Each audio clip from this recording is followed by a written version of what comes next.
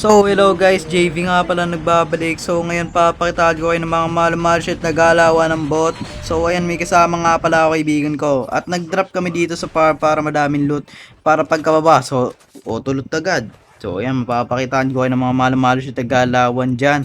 Nakakita nga pala ako ng B-Way dito. Ayan, grabe, babalagbagin ko na yung kalaban niya kasi nakahawak na ang B-Way. So ayan, nakita ko yung kalaban dyan. Grabe ka, patay ka. Ano ka ba?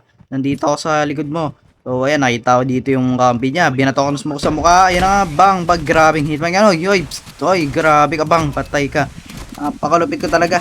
Grabing hitmark yan. So ayan, nakita ko dito yung kampi ko. Grabe ka. Psst, tama na. Tama na, grabe ka. Pinatay mo na yung kaibigan ko.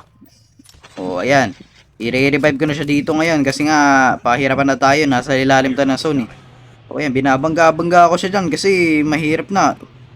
Pag namatay siya ulit eh, di revive ulit na hirapan kami. May kalaban dyan. Ngayon na nga, dire-revive ko na siya dyan. Kasi nga, may kalaban dito sa likod natin pero buti hindi tayo nakita dyan eh. Yan ang papakita natin. Sakay dito, sakay. O, tara. Yan na nga, saka nga kami dito. Aabot pa kaya? Papakitaan kaya tayo dito ng kalaban na kasunod natin dyan. O, yan. Grabe, umabot.